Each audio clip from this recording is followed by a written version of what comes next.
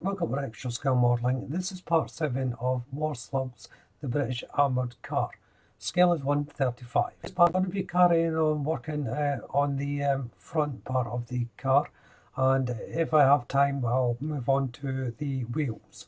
So let's jump into this and see how well I get on. To start off with, I'm painting the front access panels to the radiator. Now the instructions give you two options to have these either opened or closed. I'm having mine opened, and I'm painting them in the main colour of Radiator colour 9339 dark green. Now because I'm having them open, I have to do a little bit of sub-assembly, and it's putting on these little grates. They have them on the front and inside of the panel. So if you're having it closed, there's an option not to have them on the inside, of course. And to place them on, they need to be held into this bracket. Now this bracket or piston, there's two different options again, referring to having it open or closed. The one I'm using is for the open. It's like a Y-shaped piece. The closed one is just a long piece in the closed position, and that fits on directly on top of the radiator. There's a little location point that it fits into. So you just push it through and it goes on top of the radiator through the housing. When it comes to fitting the doors, you only have one option for the position of these doors. Unlike the back doors or the truck, where you can have them at a slight angle or open fully, these they have to come at a slight angle, and that is due to the connecting arm of the part. It's not wide enough for you to have it fully opened, so you end up with this sort of V shape. And the best way to approach this is fit the door in the normal way through the brackets, then just squeeze it onto the actual door mechanism itself into a point. This actually can be quite tricky. The door mechanism has to be dead center. I would suggest when you're fitting these, don't wait until the top part is dry. Make sure you can still move it around to ensure the best fit. Let's back to the engine, and there's a top copper pipe that has to be fitted, and that is painted in Radiator colour 93 copper. Now this piece slopes down from the radiator into the engine. It's got a funny peculiar shape, and the fitting can be tricky, but it's just the nature of the shape. But the location points do help guide it in. Once they're in, the top supporting bars then go in. This is to hold the hood or the bonnet of the car. Now, when you're placing these in, again, have a look at the instructions, because they don't go parallel. They sort of come together in a point from the framework of the main body down to the radiator.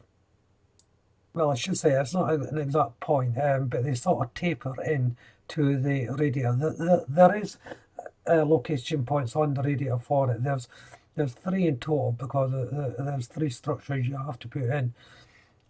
Work on the outer ones first before going on to the middle one. And unfortunately, the middle one I broke. As you can see, it's in pieces, so that's going to have to be repaired.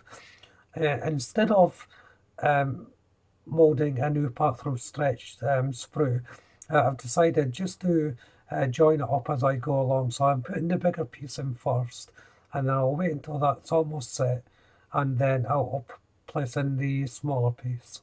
And then it's just a matter of lining up the two broken pieces together. A little bit tricky, instead of all in one piece. And it only broke because this part is so thin on the sprue, and you generally tape up the part if it's that thin on the sprue before you're cutting it. And I simply didn't do that. I forgot to do it. I was rushing ahead, and I missed a crucial step, really, taking off a thin part from the sprue, and that's the result. They end up snapping.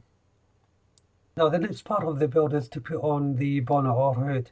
Now I'm leaving mine off so you can see the engine, but I thought it'd be worth showing you how it's meant to go. So you can see the instructions there.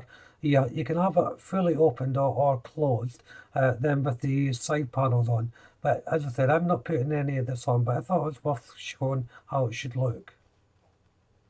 Next, I'm painting the footwell area for the car, and these are wooden, so it's back to sandy yellow by River colour number 16, and then it's life colour LPW 19 wood deck sharpener to create that wood effect.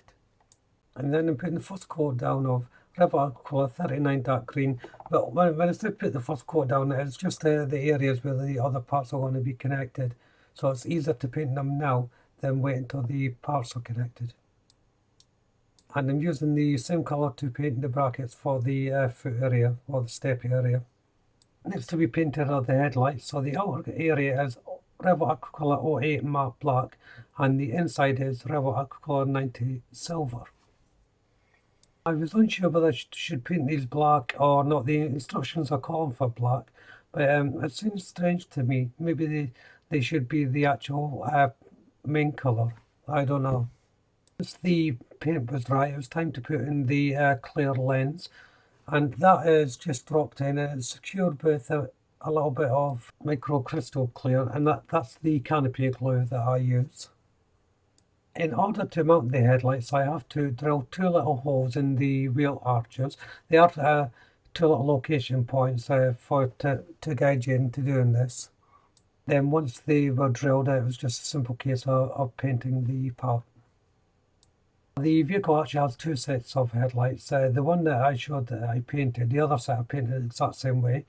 But these ones go on before you put in the wheel arch. Now this part sits on the frame, then leans onto the door of the front section of the radiator. Now you could place these on once the wheel arch is in, but it would be a lot more difficult. So it is a good time to place it on. And in fact, the instructions suggest that you do so. This is to build up the step area and the mud guards. Now the mud guards are a metal piece as such, and you fit these onto the step first of all. Now the instructions say to you it should be attached in order. This doesn't really matter. I had a little play around with it, and you can sub-assemble this all in one go and fit it straight on. But in order to show you the way the instructions suggest to do it, this is the way I'm showing you. The other one I haven't shown you, but I put all on it in one go.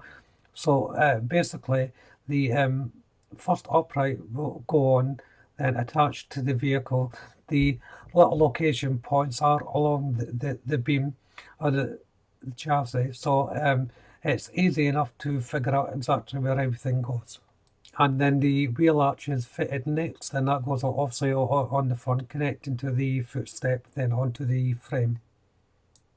But as I said, they can actually all be sub-assembled and then placed on as one unit. Onto the wheels, and I'm using life colour black rubber shades tire black for the wheels, and it should say the code for that is UA733, and the hubcap and rims is River Aqua 39 dark green. Now the assembly is fairly simple. There's 4 pieces per each wheel. You have the tire, then the inner rim, then the hubcap, and then the adjacent tire to make up the wheel. So, and it is just piled onto each other to make up the wheel. There are little location points to make up these wheels, but they're really not necessary. In fact, they could impede the actual makeup of the wheel. So I would suggest just taking them off and cementing the wheels together without them. You don't need to line them up. So while the tires are drying, I'm going to give everything its first coat. So all the other parts that I've left unpainted. There's 2 tow cable brackets I'm placing on the edge of the frame. I almost forgot to put these on. And it was time to place on the wheel. So first of all, the spare wheel goes on, and also that goes on the side. There is a nice location point to hold these on. Here I'm using the Revlon 93 copper to paint the bolts and a certain part of the hubcap. I'm not sure whether this is correct or not, but I noticed on a lot of photos that I was researching, people had done this, so I thought, well, I'll follow suit because it was quite effective. Then it was time to put on the front wheels. They pushed on without any issue whatsoever. They could be a little bit tricky, I suppose, to line up, but it shouldn't be a problem. And as you can see, I've gone on to the rear wheels now. There's two sets of wheels on each side here.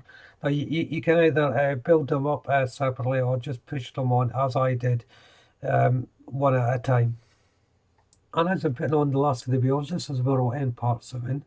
So if you haven't done so already, why don't you go over to the channel and check the rest of my builds. And subscribe to the channel if you haven't done so already, that would be a great help. But if you do, make sure you hit the notification bell, that way you'll be kept up to date, not only with this build, but all my other builds as well, of course. Hit the like button, don't be afraid to leave a comment, and of course you can share the video. But for now, thank you all very much for watching, bye bye.